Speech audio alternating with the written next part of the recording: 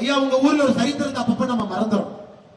1965 தர்மபுரியில இடைத்தேர்தல் நடந்துச்சுங்க. 1965 தர்மபுரியில இடைத்தேர்தல். அப்ப விடுதலை பத்திரிகையில பெரியார் அவர்கள் ஒரு அறிக்கை வெளியிடுறாங்க. என்ன அறிக்கை வெளியிடுறாங்கன்னா, அவர் அந்த அறிக்கை அந்த லைன் அப்படியே படிக்கிற பாருங்க. அந்த தர்மபுரி வேட்பாளர்களே உஷார், கலவரக்காரர்களை ஆதரிக்காதீர்கள், திமுகவின் கூட்டுச்சதிக்கு இடம் தராதீர்கள். பெரியார்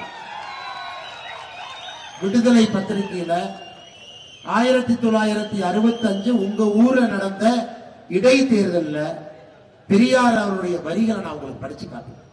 தர்மபுரி வேட்பாளர்களே உஷார், கலவரக்காரர்களை ஆதரிக்காதீர்கள், திமுகவின் கூட்டுச்சதிக்கு இடம் தராதீர்கள். அதாவது திமுகவுக்கு வாக்களிச்சீங்கன்னா கலவரம் தான் வரும், ஓட்டு போடாதீங்கன்னு விடுதலையிலே பெரியார் அவர்கள் எழுதுறார். அந்த 1965 தேர்தல்ல பெரியார் அவர்கள் திமுகவுக்கு எதிராக எழுதி ஜெயிச்சவங்க யாருன்னு பாத்தீங்கன்னா காங்கிரஸ் கட்சியை சார்ந்த டிஎன் வடிவேல் கவுண்டர். இன்னைக்கு அவருடைய பேரை திமுகவுடைய சரித்திரத்தை அப்பப்ப மறந்துடும். பெரியார் அவர்கள் சொல்றாங்க திமுக ஓடியே கலவரக்காரங்கன்னா ஜாதியை வைத்து அரசியல் செய்வது மட்டும்தான் திமுகவுக்கு தெரியும் என்பதை பெரியார் அவர்களே 1965 விடுதலை எழுதுறாங்க. ஜாதியை தூண்டி மக்களை ஜாதியால் பிரித்து ஜாதி அரசியல் செய்து செய்து தர்மபுரியினுடைய வளர்ச்சியை குறைத்திருக்கிறார். அதனால உங்க எம்பி வந்தா நீங்க கேட்கணும், அண்ணே யாராவது ஒரு பூமி பூஜை தர்மபுரியில போட்டா கூட, ஒரு ஊதுபத்திய பத்த வச்சா கூட, ஏன் ஒரு சூடத்தை எடுத்துட்டு யாராச்சும் போனா கூட என்ன சொல்லுவாருன்னா, இது திராவிட மாடல் அரசு, எப்படியா நீ ஊதுபத்தியும் நீ சூடத்தை எடுத்துட்டு வரலாம். அவர்கிட்ட சொன்ன, அண்ணே நீங்க திராவிட மாடல் அரசு, உங்களுடைய கொள்கைக்கு தந்தைன்னு தந்தை பெரியார் அவங்க பேரை சொல்றீங்க. அண்ணாமலை என்ன வந்தார் 1965 விடுதலை பத்திரிகையில பெரியார் அவர்கள் நடத்தக்கூடிய பத்திரிகையில பெரியார் அவர்கள் திமுகவை பத்தி தர்மபுரி இடைத்தேர்தல் எழுதுறதை பத்தி சொன்னாங்கன்னு நீங்க பெரியார் என்ன சொல்லாம சொல்லியிருக்காருன்னா, உங்கள் எம்பி செந்தில்குமார் ஒரு கலவரக்காரன் என்று சொன்னாமல் 1965 இன்னைக்கு உங்க எம்பியினுடைய சாதனையை பார்ப்போம். அவருடைய முதல் சாதனை என்னன்னா, மத்திய அரசு எந்த திட்டத்தை கொண்டு வந்தாலும் எல்கேஜி குழந்தைய போல ஓடி போய் ஸ்டிக்கர் ஒட்டுறது. பறக்கும் சாலை திட்டம் 775 கோடி. அதுக்கு என்ன சொல்றாருன்னா, இந்தியால எங்கேயுமே அம்மா பறக்கும் சாலைக்கு இந்தியால எங்கேயுமே ஒரே இடத்துல 775 கோடி ரூபாய் கொடுக்கணும். சமீபத்தில் ஒரு பெரிய விபத்து நடந்துச்சு, நீங்க பாத்துருப்பீங்க. அதெல்லாம் அந்த சிமெண்ட் லாரி அடிச்சு நிறைய பேர் இறந்துட்டாங்க. அதன் பிறகு மத்திய அரசு நம்முடைய அமைச்சர் நிதின் கட்கரி அவர்கள் இனிமேல் மொரப்பூர்ல ஒரு விபத்து நடக்க கூடாது என்பதற்காக கொடுக்கப்பட்ட சாலை தான் தொப்பூர்ல அந்த பறக்கும் சாலை 775 கோடி. எம்பி சொல்றாரு, பாராளுமன்றத்தில் நான் பேசுறதுனாலதான் கொடுத்தாங்க.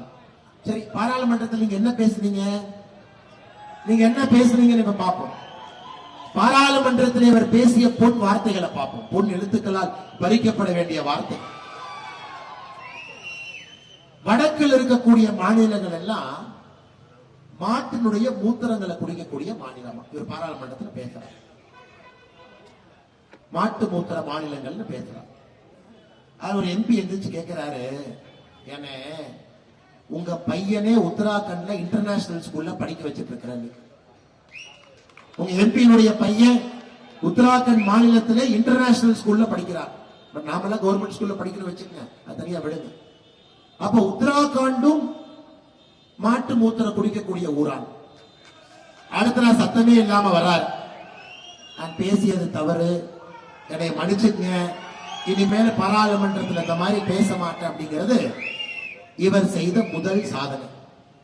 இரண்டாவது என்ன சொல்றாருன்னா, வடக்கிலே சிவபெருமானுக்கும் பார்வதி அம்மையாருக்கும் பிள்ளையார் தான் குழந்தைங்கிறீங்க, முருகபெருமான் இல்லைங்கிறீங்க. அப்ப சிவபெருமானும் பார்வதியும் குடும்ப கட்டுப்பாடு ஆபரேஷன் பண்ணிட்டாங்களான்னு கேட்கிறாங்க. இந்த மாதிரி மனிதர்களை பார்த்திருக்கிறீங்களா? இதை மைக்கில் பேசுவதற்கு நானே வெட்கி தலை குனிகிறேன். இவர் பாராளுமன்றத்தில் என்ன பேசணும்? அண்ணே, தருமபுரியோட உற்பத்தி திறன் 1.7% இருக்கு. அப்படிப்பட்ட மண்ணிற்கு என் மண் என் மக்கள் என்று வந்திருக்கின்றோம். ஐயா, இந்த பேரே அதானங்க ஐயா. தமிழகத்தினுடைய இழந்த பாரம்பரியத்தை மீட்டெடுக்க வேண்டும், நம்முடைய கலாச்சாரத்தினுடைய பண்பாட்டை மீட்டெடுக்க வேண்டும் என்பதற்காகத்தான் இந்த யாத்திரை நடத்தி கொண்டிருக்கின்றோம். குறிப்பாக ஒரு மண்ணிற்கு வரும் பொழுது அந்த மண்ணினுடைய தன்மை, மாந்தர்கள், மண்ணினுடைய வேந்தர்கள், அந்த மண் நிலப்பரப்பில் இருக்கக்கூடிய கடவுள்களை எல்லாம் நாம் தொடர்ந்து பேசிக் கொண்டிருக்கின்றோம். இளைய தலைமுறை குழந்தைகளுக்கு அவர்களை பற்றி தெரிய வேண்டும். ஏன்னா திமுக வந்த பிறகு உங்களுக்கு தெரியும், தமிழகத்தினுடைய அடையாளமே 1967 இருந்து ஆரம்பித்தது போல் நம்முடைய சரித்திரம் இருக்கு. இந்த மண்ணிற்கு வந்து பார்த்தால் சர்வ வல்லமை பொருந்திய மல்லிகார்ஜுனர் கோவில் எங்க இருக்கு. நம்ம எல்லாருக்கும் கூட காலம் காலமாக அருள்பளித்துக் கொண்டிருக்கின்றார்கள். யுகங்களை எல்லாம் கடந்து தர்மத்தை நிலைநிறுத்தக்கூடிய கால பைரவர்களுடைய ஆலயம் இங்கே இருக்கிறது. வரலாற்று சின்னமாக இன்னைக்கு மக்கள் வந்து பார்க்கக்கூடிய அதியமான் கோட்டையும் தீர்த்தகிரீஸ்வரர் கோயிலும் இங்க இருக்குது. இதெல்லாம் நம்முடைய அடையாளம், இதெல்லாம் நம்முடைய மண். அந்த மண்ணிலே நம்முடைய மக்கள் இருக்கின்றார். இழந்த பெருமையை மீட்டெடுக்க வேண்டும் என்றால் திமுக என்கின்ற தீய சக்தி தமிழக அரசியலிருந்து அப்புறப்படுத்த வேண்டிய நேரம் நம் அனைவருக்கும் வந்திருக்கிற சமயம். அது நம் சாதாரண ஒரு நேரத்தில் இல்லைங்க. 2024 ஜனவரி மாசத்துல நிற்கிறோம். இன்னும் ஒரு 60-70 நாட்கள்ல தேர்தல் வருவதற்கான வாய்ப்பு இருக்கு. ஏப்ரல் மாசத்துல நம் அனைவரும் கூட இந்தியாவுடைய பிரதமராக தொடர்ந்து 3வது முறையாக நம்முடைய பாரத பிரதமர் நரேந்திர மோடி அவர்களை தேர்ந்தெடுப்பதற்காக தயாராக இருக்கு. இந்த மாற்று கருத்து இல்லைங்க. 10 ஆண்டுகளாக ஆட்சியில் இருக்கக்கூடிய பிரதமர், உலகம் போற்றக்கூடிய உத்தமன், உலகத்தில் இருக்கக்கூடிய எல்லா நாட்டு மக்களும் போல இது போன்ற ஒரு தலைவன் இந்தியாவுக்கு கிடைத்திருக்கின்றானே என்று பொறாமைப்படக்கூடிய அளவுக்கு நமக்கு ஒரு பிரதமர், பாரத பிரதமர் நரேந்திர மோடி அவர்கள் கிடைத்திருக்கிறார். 2024க்கான தேர்தல் ஒரு சாதாரண தேர்தலாக இருக்க போவதில்லைங்க. சரித்திரத்தை மாற்றக்கூடிய தேர்தல். 2014 19 வரை நாம் ஆட்சியில் இருந்த பொழுது முதல் 5 ஆண்டு ஆட்சியில ஏழை மக்களுக்காக திட்டங்களை எல்லாம் ஆரம்பித்தோம். 2014 வரை யாரும் கூட அம்மா உங்களுக்கு வீடு இருக்கா, அம்மா உங்களுடைய வீட்டுல குடிக்கிற தண்ணீர் குழாய் மூலமாக வருதா, அம்மா உங்க வீட்டுல கழிப்பறை இருக்கா, அம்மா உங்களுடைய வீட்டுல சமையல் எரிவாயு அடுப்பு இருக்கா, யாரும் கூட கேட்கலாம். சுதந்திரம் கிடைத்த முதல் 67 நாடுகள் யாரை பத்தி யோசிக்கணும். ஏன் 2014 நம்முடைய மோடி ஐயா வந்த பொழுது இந்தியாவிலே 42 கோடி பேர்த்திட்ட வங்கி கணக்கு. முதல் 5 ஆண்டு ஏழைகளை மையப்படுத்தி நம்முடைய ஆட்சி இருந்தது. குறிப்பாக தருமபுரி மாவட்டத்தை மட்டும் நீங்க பாருங்க. 10 ஆண்டுகள் 10வது ஆண்டு ஆட்சியில் இருக்கின்றோம். 10 ஆண்டுகள்ல தருமபுரியில மட்டுமே 31,336 குடும்பங்களுக்கு மோடி வீடு, கான்கிரீட் வீடு நாம் கொடுத்திருக்கின்றோம். 2014 சபதமாக மோடி அவர்கள் ஆரம்பித்தார். இன்னும் வேலை பாக்கி இருக்கிறது, கொடுத்துக் கொண்டே இருக்கின்றோம். 2,32,117 வீட்டுல நாம் ஆட்சிக்கு வந்த பிறகு முதல் முறையாக கழிப்பறை எட்டி பார்த்திருக்கிறோம். குழாயிலே குடிநீர் வழங்கிக் கொண்டிருக்கின்றோம். ஜல்ஜீவன் திட்டம் மூலமாக 1,21,410 வீடுகளுக்கு குழாய் மூலமா முதல் குடிநீர் வருது. குடத்தை எடுத்துக்கிட்டு ரொம்ப தூரம் நடந்து போய் வெயில்ல போய் தண்ணி பிடிச்சிட்டு வந்தோம். சமையல் எரிவாயு சிலிண்டர் மோடி ஐயா வந்த பிறகு முதலாக சமையல் எரிவாயு சிலிண்டர் தருமபுரி மாவட்டத்திற்கு நாம் கொடுத்திருப்பது 1,01,522 குடும்பங்களுக்கு முதலாக மோடி ஐயாவுடைய எரிவாயு சிலிண்டர் எட்டி பார்த்திருக்கிறோம். விவசாய பெருமக்கள் அதிகமாக இருக்கக்கூடிய ஊர் தருமபுரி. இன்னைக்கு தருமபுரியில மட்டுமே 1,84,039 விவசாயிகளுக்கு வங்கி கணக்குக்கு 6,000 ரூபாய் பணம் PM கிசான் நிதியில வருகிறது. மோடி ஐயாவுடைய ஆட்சியில 9 ஆண்டுகள்ல 15 தவணையில 2,000 ரூபாய். அப்படின்னா PM கிசான் திட்டத்துல மட்டுமே தருமபுரியில் இருக்கக்கூடிய 1,84,000 விவசாயிகளுக்கு 30,000 ரூபாய் அவங்களுடைய வங்கி கணக்குக்கு PM கிசான் திட்டத்துல 9 ஆண்டுகள் வந்திருக்க. இது முதல் 5 ஆண்டுகள். ஏழையை மையப்படுத்தி வளர்ச்சி இல்லை, சில வீட்டிலே திட்டங்கள் செல்லவில்லை. 67 ஆண்டுகள் ஆகியும் கூட நம்முடைய மக்கள் எரிவாயு சிலிண்டர் இல்லாம இருக்கிறாங்க, கான்கிரீட் வீடு இல்லாம இருக்கிறாங்க. முதல் 5 ஆண்டுல ஆரம்பிக்கப்பட்ட திட்டங்களுடைய பட்டியலையா 2019 இருந்து 2024 வரை நம்முடைய உள்கட்டமைப்பு, நம்முடைய சாலை வசதி, அதை மேம்படுத்துவதற்கான பணம், ரயில்வே ஸ்டேஷன், ஏன் தருமபுரியில் உங்களுடைய ரயில்வே ஸ்டேஷனுக்கு ஐயா அமிர்த் பாரத் திட்டத்தின் கீழ் 15 கோடி ரூபாயில புதுப்பித்துக் கொண்டிருக்கின்றோம். ரொம்ப நாளா நீங்க கேட்டிருக்கிறீங்க. பல ஆண்டு காலமாக உங்களுக்கு இருக்கக்கூடிய கோரிக்கை என்னன்னா தருமபுரி மொரப்பூர் ரயில்வே பாதை. ஆங்கிலேயர்கள் 1941 நிறுத்தி வச்ச பாதை இது. மீட்டர் கேஜில் இருந்துச்சு. 82 ஆண்டுகளாக இருக்கக்கூடிய ஒரு திட்டம். சுதந்திர இந்தியாவுக்கு முன்பே ஆங்கிலேயர்கள் கொடுத்தார். ஆனா இன்னைக்கு அதை அகலப்படுத்த வேண்டிய கட்டாயம் இருக்கு. நிறுத்தி வைக்கப்பட்ட திட்டம் தருமபுரியில் நீங்கள் அனைவரும் கேட்டுக்கொண்டிருக்கிறீர்கள். நம் ஆட்சி வந்த பிறகு இன்னைக்கு 358 கோடி ரூபாய் நாம் ஒதுக்கீடு செய்து வேலைகள் நடந்து கொண்டிருக்கிறோம்.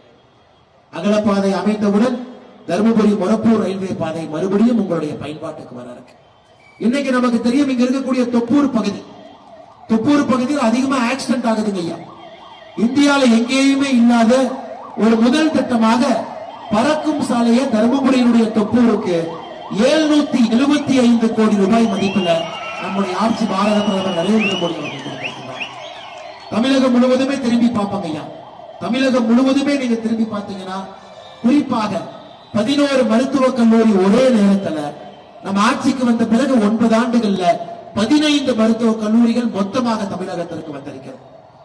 ஏர்போர்ட்டினுடைய விரிவாக்க பணிக்கு மட்டுமே 4542 கோடி ரூபாய். 4 நாட்களுக்கு முன்புதான் திருச்சி விமான நிலையம் புது கட்டிடத்தை 1200 கோடி ரூபாய்க்கு நம்முடைய பாரத பிரதமர் அவர்கள் தமிழ்நாட்டு மக்களுக்கு அறிவித்தார். துறைமுகங்களை மேம்படுத்துவதற்கு 1,46,000 கோடி. நான் பட்டியல் படிச்சுக்கிட்டே போலாங்க ஐயா. இதற்காக இதை சொல்றாங்க ஐயா. இரண்டாவது 5 ஆண்டில் நாம் இதை செய்து கொண்டிருக்கின்றோம். முதல் 5 ஆண்டு 2014 19 வரை திட்டங்களை ஆரம்பித்து இன்னும் நடத்தி கொண்டிருக்கின்றோம்.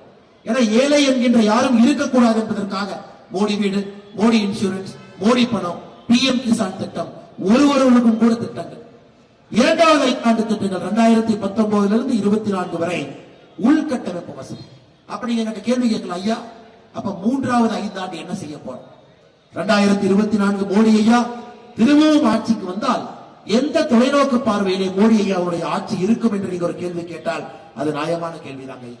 2014 ஆட்சிக்கு வந்த பொழுது இந்த உலகத்தினுடைய 11வது பெரிய பொருளாதார நாடாக இருந்தோம். 10 நாடுகள் நமக்கு முன்னாடி இருந்தாங்க. குட்டி குட்டி நாடுகள் நமக்கு முன்னாடி இருந்தாங்க. 11வது பெரிய பொருளாதார நாடு. ஊழல் என்கின்ற ஒரே ஒரு அரக்கன் இந்தியாவுடைய வளர்ச்சியை தடுத்து 11வது பெரிய பொருளாதார நாடாக அமர்ந்திருந்தோம். இன்னைக்கு மோடி ஐயா வந்த பிறகு 9 ஆண்டுகள்ல 6 படிக்கட்டுகளை தாண்டி உலகத்தினுடைய 5வது பெரிய பொருளாதார நாடாக மாறியிருக்கிறது. தனி மனித வருமானம் 86,000 ரூபாய் இருந்துச்சு. நம்ம 2014 ஆட்சிக்கு வந்த பொழுது ஒரு தனி மனிதனுடைய வருமானம் 86,000. இன்னைக்கு 9 ஆண்டுகள் கழித்து ஒரு தனி மனிதனுடைய வருமானத்தை 1,96,000 ரூபாயாக நம்ம உயர்த்தி இருக்கின்றோம். 11வது பெரிய பொருளாதார நாடாக இருந்து 5வது பெரிய பொருளாதார நாடு. மோடியை சொல்லிட்டாங்க ஐயா, மறுபடியும் பாரதிய ஜனதா கட்சி உங்களுடைய ஆசீர்வாதத்தோடு ஆட்சிக்கு 2024 நீங்க கொண்டு வந்தீங்கன்னா, கொண்டு வர போறீங்க, முடிவு பண்ணிட்டீங்க. 2028 முடியும் பொழுது உலகத்தினுடைய 3வது பெரிய பொருளாதார நாடாக நம்ம மாறப்போகின்றோம். 5வது 3வது. நமக்கு மேல அமெரிக்காவும் சைனாவும் மட்டும்தான் இருக்க போறான். நமக்கு மேல இருக்கக்கூடிய ஜப்பானையும் ஜெர்மனியும் இன்னும் 3 ஆண்டுகள்ல முந்தி அடித்து 3வது இடத்துக்கு வரப்போம். பிரதமர் அவர்கள் இதை விகசித் பாரத் என்று சொல்கின்றார்கள் ஹிந்தியில். தமிழ்ல சொல்ல வேண்டும் என்றால் வளர்ச்சி அடைந்த பாரதம். அடுத்த 5 ஆண்டுகள் வளர்ச்சி அடைந்த பாரதத்திற்காக. இன்னைக்கு தருமபுரியில் பெரிய பிரச்சனை என்னங்க ஐயா? இளைஞர்களுக்கு வேலை வாய்ப்பு இல்லை என்பதுதான் தருமபுரியினுடைய மிகப்பெரிய பிரச்சனை. உலகம் முழுவதுமே தருமபுரியினுடைய இளைஞர்கள் வேலை பார்க்கிறாங்க. உலகத்துல பல நாடுகளுக்கு நான் போயிருக்காங்க ஐயா. அன்பா நம்ம குழந்தைகள் வந்து பேசுவாங்க. தோல் மேல கை போட்டு கேட்பேன், கண்ணு எந்த ஊருன்னு கேட்பேன். அவர்கள் பெரும்பாலும் முதலில் சொல்லக்கூடிய ஊர் தருமபுரி. அண்ணே பாலக்கோடுனே, அண்ணே பாப்பாரப்பட்டினே, அண்ணே பாப்பிரெட்டிப்பட்டினே, அண்ணே நான் தருமபுரினே. இதே லண்டன்ல, அமெரிக்காவில, சிங்கப்பூர்ல, மலேசியாவில், டெல்லியில, பாம்பேல, சென்னையில, கோயம்புத்தூர்ல, திருப்பூர் எங்கே சென்றாலும் கூட தருமபுரி மாவட்டத்தினுடைய கடினமாக உழைக்கக்கூடிய மக்கள் உலகம் முழுவதும் நீங்க வேலை பார்த்துட்டு இருக்கீங்க. ஒரு விதத்திலே நமக்கு பெருமையாக இருந்தாலும் கூட எனக்கு ஒரு விதத்துல சங்கடம். அப்பா அம்மாவை எல்லாம் விட்டுட்டு, பிறந்த ஊரை விட்டுட்டு, தோட்டங்காட்டை விட்டுட்டு, நம்ம குழந்தைகள் எவ்வளவு தூரம் எத்தனை கண்டம் தாண்டி படிக்கிறாங்க பாருங்க, வேலை செய்யறாங்க பாருங்க. ஏங்க ஐயா, தருமபுரியில இத்தனை காலமாக ஜாதியை வைத்து அரசியல் செய்து செய்து செய்து வளர்ச்சி இல்லாத ஒரு மாவட்டமாக இதை மாற்றி வைத்திருக்கிறார். உங்களுக்கு தெரியுங்க, ஜாதி அரசியல் உங்களுக்கு தெரியும். தருமபுரியினுடைய வளர்ச்சி குறியீடு பாருங்க. தமிழகத்தினுடைய முதல் 4 மாவட்டங்கள் சென்னை, செங்கல்பட்டு, காஞ்சிபுரம், கோயம்புத்தூர், முதல் 4 மாவட்டங்கள் வளர்ச்சி. முதல் 4 மாவட்டங்கள் மட்டுமே உற்பத்தி திறன்ல 34 விழுக்காடு நமக்கு கொடுக்குறாங்க ஐயா. 34 விழுக்காடு, 34% 4 மாவட்டங்கள். தர்மபுரியினுடைய உற்பத்தி திறன் 1.7%. பாருங்க, நம்ம எவ்வளவு வேலை செய்ய வேண்டியிருக்கு பாருங்க. தர்மபுரியில தொழிற்சாலையில கொண்டு வரணும், லட்சக்கணக்கான வேலை வாய்ப்பை உருவாக்கணும், காவிரி திட்டத்தை செயல்படுத்தணும், விவசாய நிலங்களுக்கு பாசன வசதியை அதிகப்படுத்தணும், விவசாயிகளுக்கு விவசாயம் செய்தால் அதிலிருந்து நல்ல லாபம் கிடைக்கும் அளவுக்கு முயற்சி எடுக்கணும். எந்த ஒரு இளைஞரும் கூட தருமபுரியை விட்டு வெளியே வேலைக்கு செல்லக்கூடாது. நிறுவனங்கள் இங்க வரணும். பக்கத்துல இங்கிருந்து பெங்களூர்ல எத்தனை நிறுவனங்கள் இருக்கு, ஒசூருக்கு எத்தனை பேர் வர்றாங்க, தருமபுரிக்கு அத்தனை பேர் வர்றது இல்லைங்க. அதுதான் நம்முடைய முதல் வேலையாக இருக்கு. 2024 நீங்கள் தேர்ந்தெடுக்கக்கூடிய பாராளுமன்ற உறுப்பினர், மோடி அவர்களுடைய உறுப்பினர், நம்முடைய ஒரே ஒரு தாரக மந்திரம் வளர்ச்சி வளர்ச்சி வளர்ச்சி மட்டும்தான் தருமபுரி கையா. நீங்க வாய்ப்பு கொடுக்கும். இந்தியா முழுவதுமே வளர்ச்சி, இந்தியா முழுவதுமே வளர்ச்சி பேசுறாங்க. இந்தியாவில் ஒரு ஊரும் கூட வளர்ந்து கொண்டிருக்கிறது. ஆனா தருமபுரியில மட்டும் 1.7% நம்முடைய உற்பத்தி திறன் இருக்கு. ஜாதியை பேசி பேசி தருமபுரியுடைய வளர்ச்சியை பின்னால் இழுத்து சென்று கொண்டிருக்கிறார். ஐயா, உங்க ஊர்ல ஒரு சரித்திரத்தை அப்பப்ப நம்ம மறந்துடும். 1965 தர்மபுரியில இடைத்தேர்தல் நடந்துச்சு ஐயா. 1965 தர்மபுரியில இடைத்தேர்தல். அப்ப விடுதலை பத்திரிகையில பெரியார் அவர்கள் ஒரு அறிக்கை வெளியிடுறாங்க. என்ன அறிக்கை வெளியிடுறாங்கன்னா, அவர் அந்த அறிக்கை, அந்த லைன் அப்படியே படிக்கிற பாருங்க. அந்த தர்மபுரி வேட்பாளர்களே உஷார், கலவரக்காரர்களை ஆதரிக்காதீர்கள், திமுகவின் கூட்டுச்சதிக்கு இடம் தராதீர்கள். பெரியார்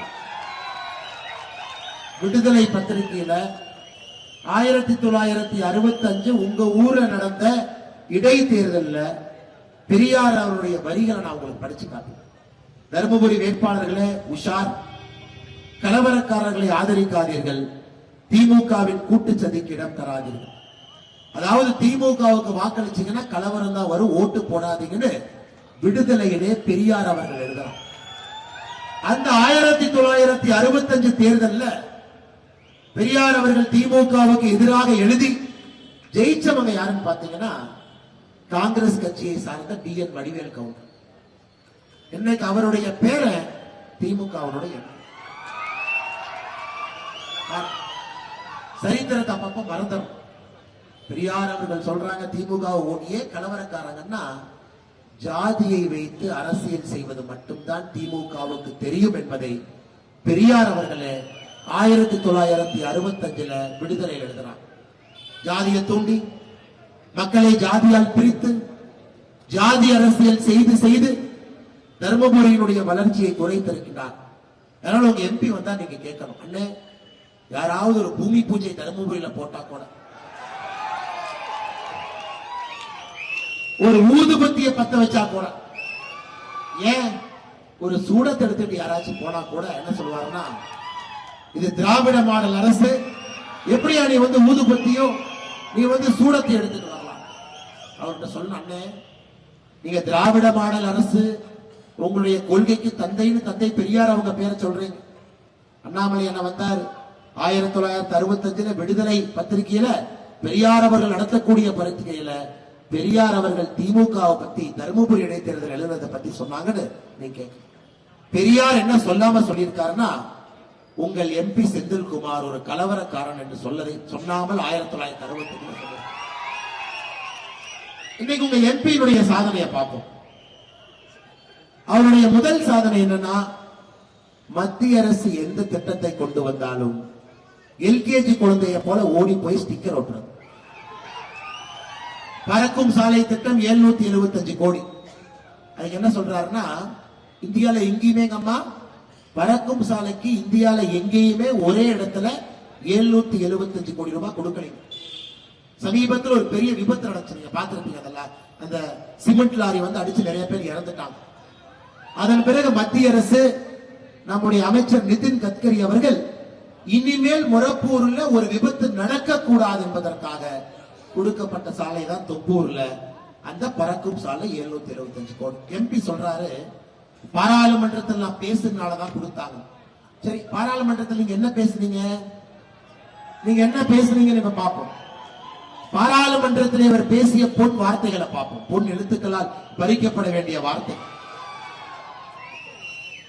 வடக்கில் இருக்கக்கூடிய மாநிலங்கள் எல்லாம் மாட்டினுடைய மூத்திரங்களை குடிக்கக்கூடிய மாநிலமா இவர் பாராளுமன்றத்தில் பேசுறார்.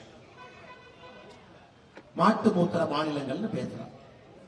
அது ஒரு எம்பி எந்திரிச்சு கேட்கிறாரு, என்ன உங்க பையனே உத்தராகண்ட்ல இன்டர்நேஷனல் ஸ்கூல்ல படிக்க வச்சிட்டு இருக்கிறாரு. உங்க எம்பியினுடைய பையன் உத்தராகண்ட் மாநிலத்திலே இன்டர்நேஷனல் ஸ்கூல்ல படிக்கிறார். பட் நாமெல்லாம் கவர்மெண்ட் ஸ்கூல்ல படிக்கணும் வச்சுக்கங்க, அது தனியா விடுங்க. அப்ப உத்தராகண்டும் மாட்டு மூத்திர குடிக்கக்கூடிய ஊரான். அடுத்த நான் சத்தமே இல்லாம வரார். நான் பேசியது தவறு, என்னை மன்னிச்சுங்க, இனிமேல பாராளுமன்றத்தில் இந்த மாதிரி பேச மாட்டேன் அப்படிங்கிறது இவர் செய்த முதல் சாதனை.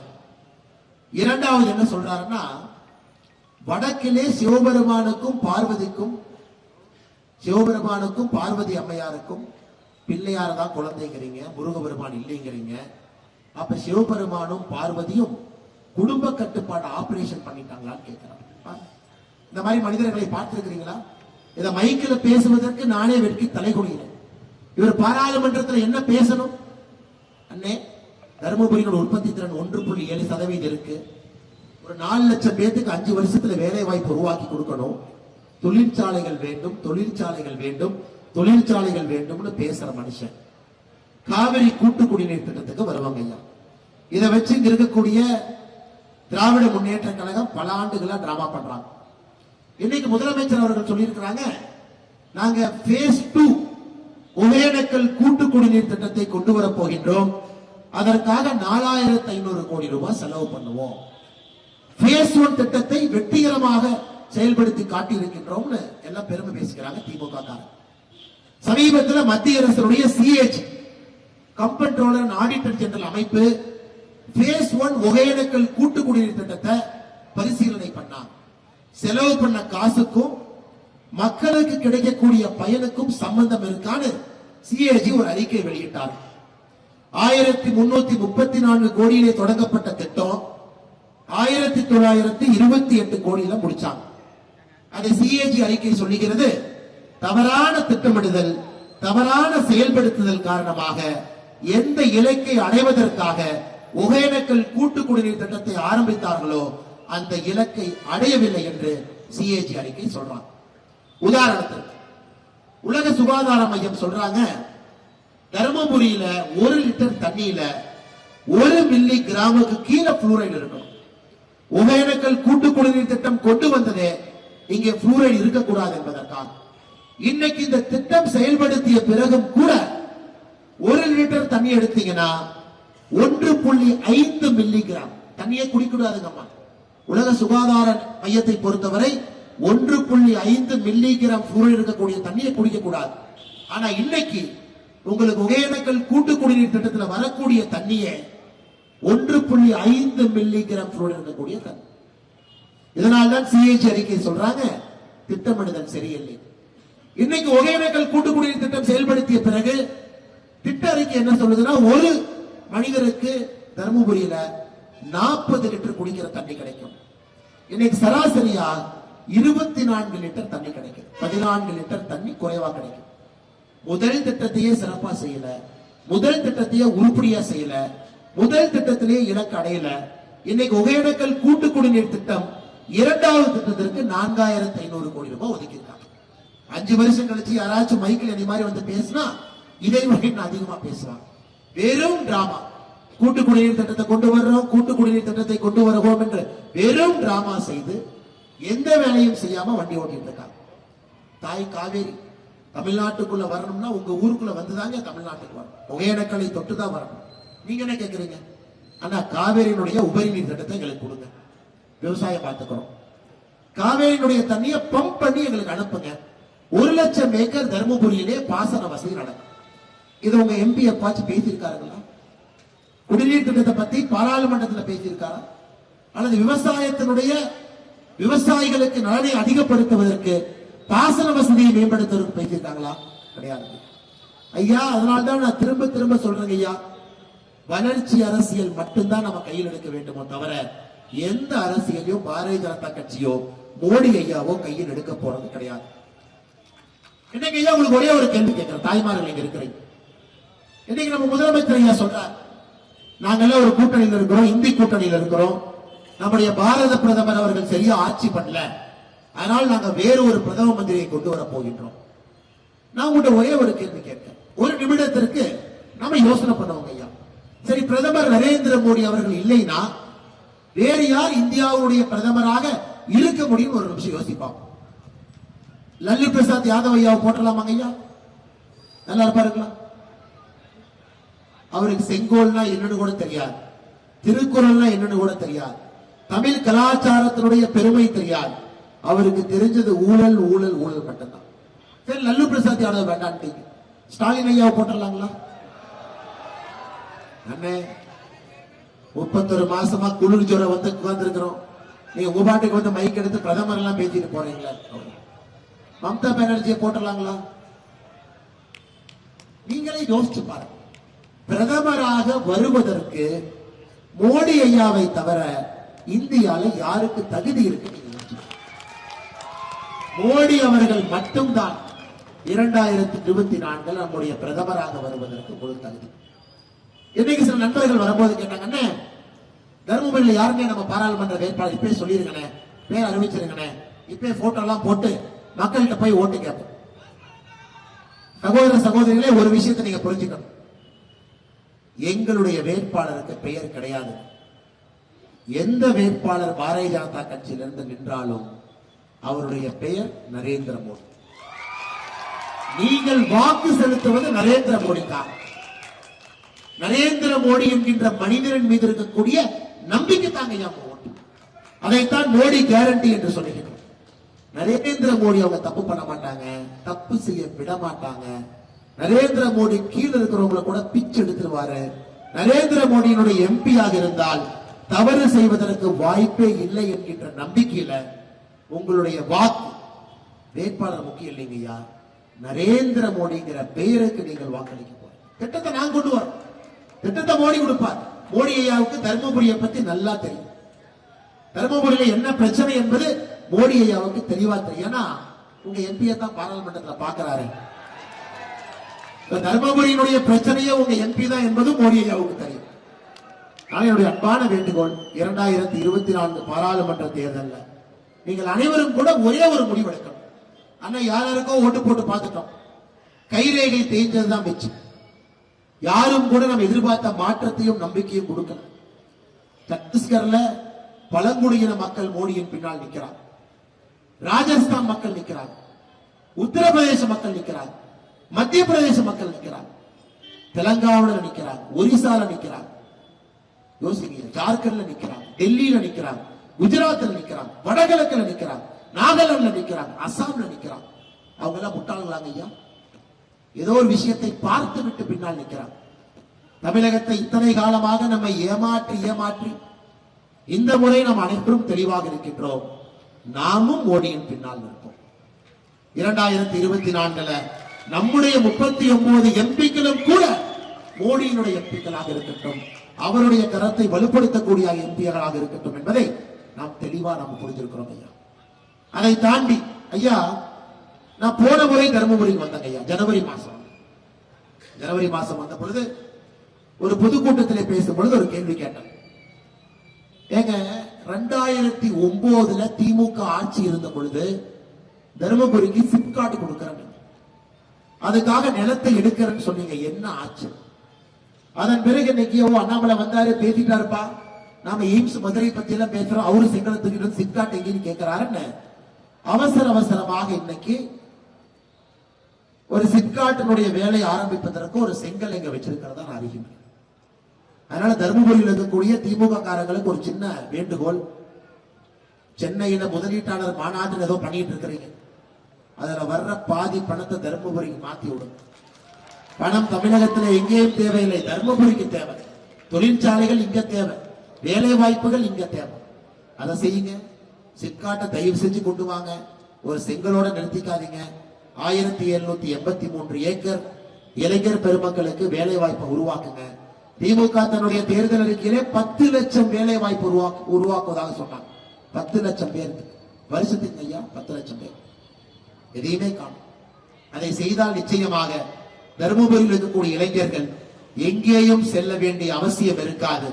உங்களுடைய ஊர்ல உங்களுக்கான வேலை இருக்கும். இதை பாரதிய ஜனதா கட்சி மட்டும்தாங்க ஐயா நிச்சயமா முன்னெடுக்கும். அதுல எந்த ஒரு மாற்று கருத்து இல்லைங்க ஐயா. இதையெல்லாம் தாண்டி கடைசியாக என்னுடைய பேச்சை முடிக்கும் பொழுது உங்களுக்கு சில விஷயங்களை ஞாபகப்படுத்தி விட்டு முடிக்கின்றோம். திமுக தன்னுடைய தேர்தல் அறிக்கையில வாய்களையே பேசினாங்க. நாங்கள் ஆட்சிக்கு வந்தால் இதை செய்வோம், அதை செய்வோம், சந்திரனை பிடித்து பாக்கெட்ல வைப்போம், சூரியனை பிடிச்சு சட்டு பாக்கெட்ல வைப்போம் சொன்னாங்க. உங்க தருமபுரிக்கு கொடுத்த தேர்தல் வாக்குறுதியை மட்டும் நான் படிக்கிறேன் கேளு. தருமபுரியிலே குடியிருப்பத கிடங்குகளை அமைப்போம்னு சொன்னாங்க. பண்ணாங்களா? ஒன்றுமில்லை. தருமபுரியிலே மரவள்ளி கிழங்கு கொள்முதல் நிலையமும் நவீன மரவள்ளி கிழங்கு தொழிற்சாலையும் அமைப்போம் என்று சொன்னார். இல்லைங்கய்யா. தருமபுரியிலே சுற்றுச்சாலை அமைப்போம். இல்லைங்கய்யா. நாம ஒரு ரோடு போட்டா கூட ஸ்டிக்கர் நீங்க ஒட்டிக்கிறீங்க. தருமபுரி மாவட்டத்தில் உள்ள அனைத்து மலை கிராமங்களுக்கும் சாலை மற்றும் போக்குவரத்து வசதிகள் ஏற்படுத்தும். சுதந்திரம் கிடைத்து ஐயா 75 ஆண்டுகள் தாண்டி நின்று கொண்டிருக்கின்றோம். 75 ஆண்டு. இன்னைக்கு உங்களுடைய தருமபுரியை பாருங்க. தருமபுரியில இருக்கக்கூடிய சில பகுதிகளுக்கு இன்னும் கூட சாலை வசதிகள் இல்லாத பகுதி இருக்குது ஐயா. குறிப்பாக தருமபுரி பக்கத்தில் இருக்கக்கூடிய பேப்பர்ல படிச்சங்க ஐயா, சில மலை பகுதிகளுக்கு கழுதையில பொதி கட்டி அதுல சாமானம் எடுத்துட்டு போறாங்க. ஆனா மத்திய அரசு மோடி ஐயா கேட்கிறாங்க, கிராம சாலையின் திட்டத்திற்கு பணம் வேண்டுமா என்றால் தமிழக அரசு கடிதம் எழுதியிருக்காங்க. தமிழகத்துல எல்லா பகுதியிலும் கிராம சாலைகள் இருக்கு, எங்களுக்கு பணம் வேண்டாம் என்று சொல்லக்கூடிய திமுக ஆட்சி. ஆனா முதலமைச்சர் சொல்லணும், ஐயா போலீஸ் செக்யூரிட்டி இல்லாம உங்க கட்சிக்காரங்க இல்லாம தனியா தருமபுரிக்கு வந்து எத்தனை பகுதியில மலைவாழ் பகுதிக்கு சாலை இல்லை என்பதை நீங்க கணக்கு போட்டு நீங்க செலவு பண்ண வேண்டாம், செலவு நாங்க பண்றோம். மோடி ஐயாவுக்கு கிராமப்புற சாலை திட்டத்தில் பணம் வேண்டும் என்று கேளுங்கள், எத்தனை ரூபாய் வேண்டுமோ அத்தனையும் கொண்டு வருகின்றோம். ஆனா தருமபுரியில் இப்பொழுதும் கஷ்டமா இருக்கு. பேப்பர் டிவியில பார்த்தா கழுதையின் மீது சாமானத்தை ஏற்றிட்டு போறாங்க. இந்த லட்சணத்துல இவர்கள் சொல்லி இருக்கின்றார்கள், தருமபுரி மாவட்டத்துல எல்லா மலை கிராமங்களுக்கும் சாலை மற்றும் போக்குவரத்து வசதிகள் செய்வோம் என்று வாக்குறுதி கொடுத்திருக்காங்க. தருமபுரியிலே மாம்பழக்கூழ் தயாரிக்கும் தொழிற்சாலை தொடங்க நடவடிக்கை எடுப்போம். இல்லை. தருமபுரி வத்தல் மலையில் உற்பத்தியாகி தென்பெண்ணை ஆற்றில் கலக்கும் சனத்குமார் நதியில் உள்ள ஆக்கிரமிப்புகளை அகற்றி புனரமைப்பு செய்வோம். இல்லை. தருமபுரி நகராட்சி பேருந்து நிலையம் தற்போதுள்ள இடத்திலே விரிவுபடுத்தி நவீனமயமாக்கும். இல்லைங்க. எதுவுமே எந்த தேர்தல் வாக்குறுதி கொடுக்காம முதலமைச்சர் அவர்கள் முழுநேர வேலையாக பொய் சொல்லிக் கொண்டிருக்கின்றார்கள். 511 தேர்தல் வாக்குறுதியில 99% முடித்து விட்டோம் என்கின்ற மிகப்பெரிய பொய்யை சொல்றாங்க. இல்லைங்க, நடக்காது. திமுக ஆட்சி ஜாதி என்கின்ற நாற்காலியில் அமர்ந்திருக்கின்றார். மேல் ஜாதி கீழ் ஜாதி என்கின்ற நாற்காலியில் இருக்கார். இதை தந்தை பெரியார் அவர்கள் அவரே அற்புதமா 1965 உங்களுடைய இடைத்தேர்தல்ல அவருடைய சொந்த விடுதலை பத்திரிகையில திமுகவை கலகக்காரன் என்கின்ற வார்த்தையோடு சொல்லி இருக்கின்றார். இந்த முறை உங்களுடைய அன்பு ஆதரவு அனைத்தும் கூட பாரத பிரதமர் நரேந்திர மோடி அவர்களுக்கு இருக்க வேண்டும் என்கின்ற வேண்டுகோளை வைத்து உற்சாகமாக வரவேற்பளித்து என் மண் என் மக்கள் யாத்திரையில ஆரம்பத்திலிருந்து கடைசி வரை வந்த உங்கள் எல்லா அன்பு சகோதரர்களுக்கும் இந்த நேரத்தில் வாழ்த்துக்களை வணக்கங்களை தெரிவித்து இந்த தொகுதியினுடைய பொறுப்பாளராக இருந்து யாத்திரையெல்லாம் ஒருங்கிணைத்து அற்புதமாக நடத்தி காட்டிய அண்ணன் ஐஸ்வர்யம் முருகன் அவர்களுக்கு இந்த நேரத்தில் நன்றி கலந்த வாழ்த்துக்களை வணக்கங்களை தெரிவித்து தருமபுரி தொகுதியினுடைய இணை ஒருங்கிணைப்பாளர் அண்ணன் சோமன் அவர்களுக்கு என்னுடைய வாழ்த்துக்களை வணக்கங்களை தெரிவித்து மாவட்ட துணைத் தலைவர்கள் செல்லப்பாண்டியன், ஜெபண்ணன், சிவசக்தி அவர்களுக்கு நன்றியை தெரிவித்து மாவட்ட செயலாளர்கள் கிருஷ்ணவேணி, முருகேசன், குமார், வெள்ளையன் அவர்களுக்கு என்னுடைய நன்றிகளை தெரிவித்து நம்முடைய ஒன்றிய தலைவராக அற்புதமாக பணி செய்யக்கூடிய தருமபுரி நகரத்தினுடைய தலைவர் சக்திவேல், தருமபுரி மேற்கு கணபதி அவர்கள், நல்லம்பள்ளி கிழக்கு சக்தி அவர்கள், நல்லம்பள்ளி மேற்கு மாதன் அவர்கள், நல்லம்பள்ளி தெற்கு பழனிசாமி அவர்களுக்கு என்னுடைய நன்றிகளை தெரிவித்து நம்முடைய தருமபுரி பாராளுமன்ற பார்வையாளர் முனிராஸ் அவர்கள், இணை ஒருங்கிணைப்பாளர் வரதராஜன் அவர்கள், மிக முக்கியமாக இந்த மாவட்டத்தினுடைய தலைவராக இருந்து அற்புதமாக ஒருங்கிணைத்த அண்ணன் பாஸ்கர் அவர்களுக்கு நன்றிகளை தெரிவித்து நம்முடைய மாநில தலைவரும் யாத்திரை ஒருங்கிணைப்பாளர் அண்ணன் நரேந்திரன் அவர்களுக்கு என்னுடைய வாழ்த்துக்களை தெரிவித்து, மாநில துணைத் தலைவரும் பெருங்கோட்டத்தினுடைய பொறுப்பாளராக இருந்து நம்ம எல்லாம் ஆக்கவும் ஊக்கமும் கொடுத்து வழிநடத்தி கொண்டிருக்கக்கூடிய அண்ணன் KP ராமலிங்கம் அவர்களுக்கும் இந்த நேரத்தில் வாழ்த்துக்களை வணக்கங்களை தெரிவித்து என்னுடைய உரையை முடித்துக் கொள்கின்றேன். ஐயா, உங்களுடைய அன்புக்கு நான் தலை வணங்குகின்றேன். உங்களுடைய எழுச்சியை நோக்கி நான் ஆனந்தப்படுகின்றேன். நிச்சயமாக 2024 ஒரு மாற்றம் தருமபுரிக்கு வரும் என்கின்ற முழு நம்பிக்கையோடு